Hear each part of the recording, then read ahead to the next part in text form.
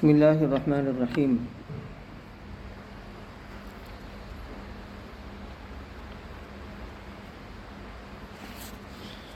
الحمد لله رب العالمين والعاقبة للمتقين والصلاة والسلام على رسوله محمد وآله وصحبه أجمعين. أما بعد فأعوذ بالله من الشيطان الرجيم. بسم الله الرحمن الرحيم. ولا يحسبن الذين كفروا سبقوا إنهم لا يعجزون. وأعدوا لهم ما استطعتم من قوة وبالرباط الخيل ترهبون به عدو الله وعدوكم وآخرين من دونهم لا تعلمونهم الله يعلمهم وما تنفقوا من شيء في سبيل الله يوفى إليكم وأنتم لا تظلمون. وإن جنحوا للسلم فاجنح لها وتوكل على الله إنه هو السميع العليم. وإن يريدوا أن يخدعوك فإن حسبك الله هو الذي أيدك بنصره وبالمؤمنين وألف بين قلوبهم لو أنفقت ما في الأرض جميعا ما ألفت بين قلوبهم ولكن الله ألف بينهم إنه عزيز حكيم. يا أيها النبي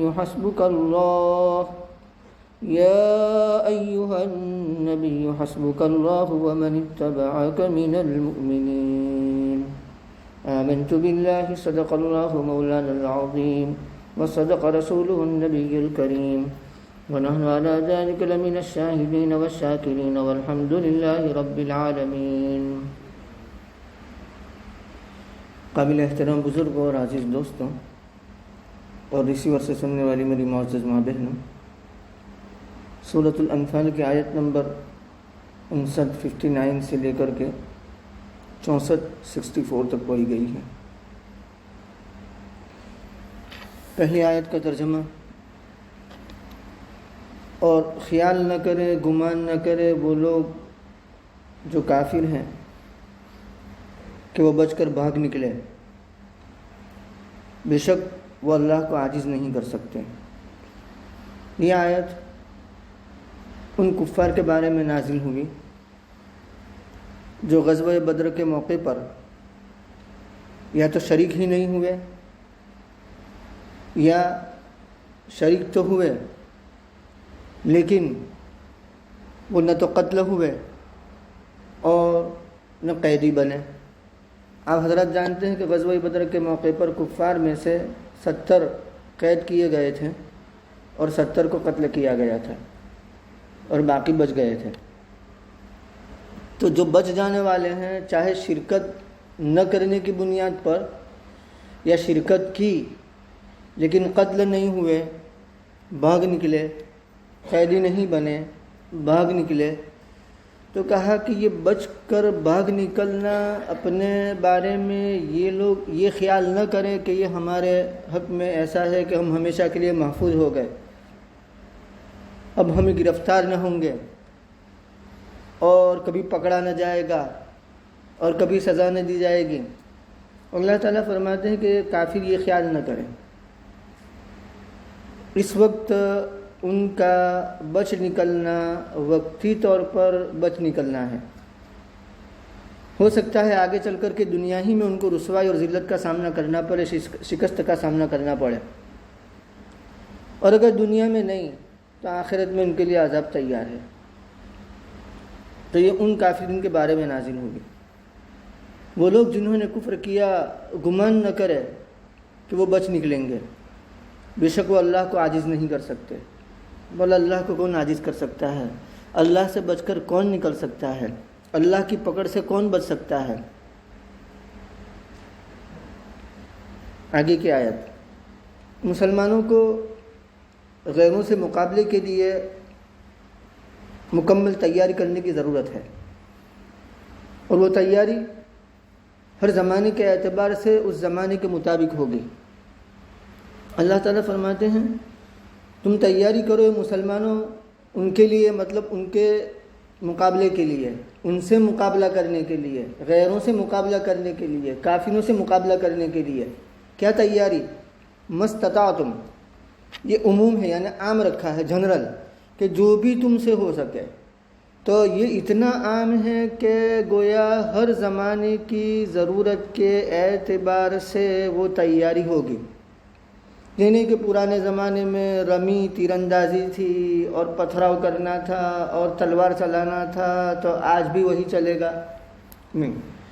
آج کے دور کے اعتبار سے جدید ٹیکنالوجی کو استعمال کیا جائے گا، اور اس اعتبار سے جو بھی تیاری ہو سکتی ہے وہ تیاری اس میں شامل ہے. تو مستطاعتم کے اندر بھی عموم ہے، اور من قوتن یہ تنکیر عموم کے لیے آتی ہے، قوتن نکیرہ ہے تو اس میں بھی عموم ہے، یعنی قوت مطلب تمہاری جو بھی قوت ہو سکے. مسلم شریف میں روایت آتی ہیں، نبی کریم صلی اللہ علیہ وسلم نے 3 مرتبہ یہ فرمایا، الا ان القوت هو الرمی، الا ان القوت هو الرمی، الا ان القوت هو الرمی. سنو، قوت، طاقت یہ کیا ہے؟ تو کہا کہ تیر اندازی. سنو، قوت، طاقت یہ تیر اندازی ہے. سنو، قوت، طاقت یہ تیر اندازی ہے. مطلب یہ کہ تیر اندازی سیکھو تاکہ دشمنوں کا مقابلہ کر سکو. اور غالباً غزوہ بدر کے موقع پر ہی نبی کریم صلی اللہ علیہ وسلم نے یوں فرمایا تھا کہ اذا اکتبوکم فرموہم واستبقوا نبلکم، کہ جب وہ کفار تمہارے قریب آ جائے، یعنی اتنے قریب آ جائے کہ تم تیر پھینکو تو وہ تیر ان کو لگے، تو اتنے قریب آ جائے اس کے بعد تیر کی بوچھار ان پر کر دو تاکہ تمہارا تیر ضائع نہ ہو. اگر وہ دوری پر ہوں گے، بعد پر ہوں گے، فاصلے پر ہوں گے، اور تیر آپ چلاؤ گے اور وہاں تک پہنچے گا نہیں تو آپ کا تیر ضائع ہوگا. تو کہا کہ اذا اکسبوکم، وہ تمہارے اتنے قریب آ جائے کہ تمہارا تیر ان کو لگ سکے تو اس کے بعد تیر کی بوچھار ان پر کر دو. اور اگر اور زیادہ قریب آ جائے، فیس ٹو فیس، رو برو، دو بدو، تو اس وقت تلوار سے کام چلاؤ. تو اس وقت گھوڑ سواری، تیر اندازی اور تلوار، نیزے یہ ہتھیار تھے. آج کے زمانے میں آپ دوست کشتیاں ہیں، نیوی فورس ہے، ایئر فورس ہے، AK-47 ہے، میزائلز ہیں، بم ہے. جو بھی جدید ٹیکنالوجی کے تقاضے ہیں ان تقاضوں کے اعتبار سے مسلمانوں کے لیے بھی تیاری ہونی چاہیے. مستطاعتم، جو تم سے ہو سکے، قوت میں سے اور پلے ہوئے گھوڑوں میں سے. گھوڑے جہاد کے بہت بڑے سامان سمجھے جاتے تھے، اور آج بھی گھوڑے بہت بڑا سامان سمجھا جاتا ہے. ترہبون بہ، تم اس کے ذریعے ڈراؤ اللہ کے دشمنوں کو، اور تمہارے دشمنوں کو تمہارا رعب ان پر بیٹھ جائے، تمہاری دھاک ان پر بیٹھ جائے، اور دوسرے ان کو جو ان کے سوا ہے جن کو تم نہیں جانتے. وآخرین من دونہم کے بارے میں ایک قول یہ ہے کہ یہ یہود کے بنو قریظہ، دوسرا قول یہ ہے کہ یہ منافقین، اور تیسرا قول یہ ہے کہ فارس اور روم کے کفار. کیونکہ نزول قرآن کے وقت ان سے لڑنے کی نوبت نہیں آئی تھی. صحابہ کرام رضوان اللہ تعالیٰ علیہم اجمعین نے اپنے دور میں ان کے ساتھ لڑائی کی اور وہ علاقے فتح ہوئے. تو وآخرین من دونہم، اور دوسرے جو ان کے علاوہ ہیں، لا تعلمونہم، تم ان کو نہیں جانتے لیکن اللہ تبارک و تعالیٰ ان کو جانتا ہے. وما تنفقوا من شیء، جو کچھ تم خرچ کرو گے اللہ کے راستے میں. ظاہر بات ہے لڑائی کے لیے ہتھیار یا تو بنانے پڑیں گے، اس میں بھی پیسہ لگے گا، لیکن مسلمانوں کی غفلت ہے، ٹیکنالوجی میں وہ پیچھے ہیں، سائنس میں وہ پیچھے ہیں، تو دوسروں سے ہتھیار خریدنے پڑیں گے. تو جو دشمن ملک ہوں اگر ان سے خریدیں گے تو اولاً تو وہ ہمیں بیچیں گے نہیں، اور اگر بیچیں گے تو قلیل مقدار میں اور پیسہ ڈبل لیں گے، زائد قیمت لیں گے. تو ظاہر بات ہے کہ ہتھیار بنانا ہو یا ہتھیار خریدنا ہو، ہر صورت میں پیسہ تو لگتا ہے. اور جب پیسہ لگے گا تو ایک طبعی طور پر، فطری طور پر انسان یہ سوچتا ہے کہ ہمارے مال کے اندر کمی ہو گئی. تو اللہ تعالیٰ فرماتے ہیں کہ وَمَا تُنْفِقُوا مِنْ شَيْءٍ، جو کچھ بھی تم خرچ کرو گے اللہ کے راستے میں، یہ جہاد اللہ کا راستہ ہے. دیکھیے جنگ کرنا یہ مقصد نہیں ہے، جنگ کرنا یہ مقصد نہیں ہے، مقصد ان کا سرنگو ہونا ہے، ان کا زیر ہونا ہے، ان کا تابع ہو جانا ہے۔ تو کہا کہ جو کچھ بھی تم خرچ کرو گے اللہ کے راستے میں تو تمہیں اس کا پورا پورا دے دیا جائے گا، مطلب یہ کہ تمہیں اس کا ریٹرن ملے گا، اور وہ ریٹرن پانے میں وَأَنْتُمْ لَا تُظْلَمُونَ، تم ذرہ برابر ظلم نہیں کیا جاؤ گے۔ آگے کی آیت صلح کے اصول کے بارے میں ہے، وَإِن جَنَحُوا لِلسَّلْمِ، اگر وہ لوگ، کون؟ کفار اور مشرکین، دشمن، صلح کے لیے مائل ہو جائے، مطلب صلح کی پیشکش کرے اور آفر کرے، تو فَجْنَحْ لَهَا، تو آپ بھی ان کے لیے مائل ہو جائیے، ان کی طرف مائل ہو جائیے، مطلب صلح کی پیشکش قبول کر لیجیے، صلح کے لیے تیار ہو جائیے۔ وَتَوَكَّلْ عَلَى اللَّهِ، مطلب یہ ہے کہ یہ جملہ اللہ تبارک و تعالیٰ نے اس لیے بڑھایا کہ اگر کفار اور مشرکین صلح کی آفر کریں گے اور پیشکش کریں گے اور مسلمان وہ صلح کر لیں گے تو صلح کرنے سے پہلے مسلمان یہ سوچ سکتے ہیں کہ شاید کفار اور مشرکین کہیں دغا نہ دے دیں، دھوکہ نہ دے دیں، کہ صلح کر لیں اور اس کے بعد اس صلح کو توڑ دے اور معاہدے کو توڑ دے اور ہم پر حملہ کر دے بے خبری میں۔ تو کہا کہ ان خیالات کو جگہ دینے کی ضرورت نہیں ہے۔ وَتَوَكَّلْ عَلَى اللَّهِ، جب وہ صلح کی پیشکش کرے اور مسلمانوں کی مصلحت اور حکمت کے مطابق وہ صلح کی پیشکش کو قبول کرنا مسلمانوں کے لیے مفید ہے، فائدہ مند ہے، تو کہا کہ صلح کر لیجئے۔ مفسرین فرماتے ہیں کہ وَإِن جَنَحُوا، فرمایا اگر وہ صلح کی طرف مائل ہوں تو اس سے یہ نتیجہ نکالا کہ مسلمانوں کو کبھی بھی صلح کی طرف ہاتھ بڑھانا نہیں چاہیے، الا یہ کہ مسلمان نرغے میں پھنس گئے ہیں اور کوئی چارہ نہیں صلح کے بغیر، تو الگ بات ہے۔ لیکن عام حالات میں اگر صلح کی پیشکش مسلمانوں کی جانب سے ہوگی تو وہ یہ خیال کریں گے کہ مسلمان کمزور ہو گئے ہیں، مسلمانوں میں کوئی دمخم رہا نہیں ہے۔ تو اس لیے مفسرین فرماتے ہیں کہ یہاں وَإِن جَنَحُوا، اگر وہ غیر، وہ کافر اور مشرکین صلح کی طرف مائل ہوں تو معلوم ہوا کہ مسلمانوں کو صلح کی طرف مائل ہونا نہیں چاہیے، الا یہ کہ وہ مجبور ہو گئے ہوں اور اس وقت صلح کرنا ہی مفید ہو تو الگ بات ہے۔ فَجْنَحْ لَهَا وَتَوَكَّلْ عَلَى اللَّهِ إِنَّهُ هُوَ السَّمِيعُ الْعَلِيمُ، اللہ سنتے بھی ہیں اور جاننے والے بھی ہیں، تو اس کے مطابق اللہ رب العزت ان کو ان کے کیے کی سزا بھی دیں گے۔ وَإِن يُرِيدُ أَن يَخْدَعُوكَ، اللہ تعالیٰ فرماتے ہیں کہ اگر وہ آپ کو دھوکہ دینے کا ارادہ کریں تو اللہ آپ کو کافی ہے، مطلب صلح تو کر لی، اب آپ یہ خیال کرتے ہیں کہ شاید صلح کو توڑ نہ دیں اور دھوکہ دے دیں گے، تو کہا کہ فَإِنَّ حَسْبَكَ اللَّهُ، اللہ آپ کو کافی ہے۔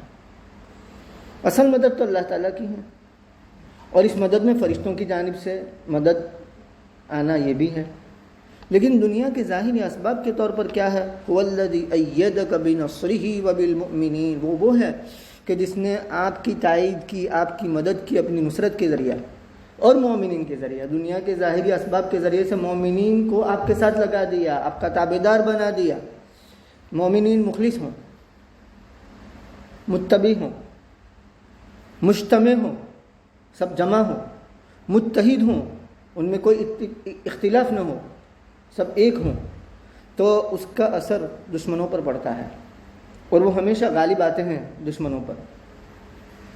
تو کہا کہ مومنین کے ذریعے آپ کی تائید کی اور مدد کی۔ وَأَلَّفَ بَيْنَ قُلُوبِهِمْ، اللہ تبارک و تعالیٰ نے ان کے دلوں کے درمیان الفت ڈال دی، محبت ڈال دی، دلوں کو جوڑ دیا۔ اوس اور خزرج زمانہ جاہلیت میں ان کے درمیان کئی سالوں تک جنگ چلی، لڑائیاں چلی، لیکن جب اسلام سے مشرف ہوئے، اسلام کے دائرے میں داخل ہوئے، تو اللہ تبارک و تعالیٰ نے ان کے درمیان ایسی الفت اور محبت ڈال دی۔ اللہ تعالیٰ فرماتے ہیں کہ اگر دنیا بھر کا سامان خرچ کیا جاتا تب بھی وہ الفت اور محبت آپ پیدا نہیں کر سکتے تھے۔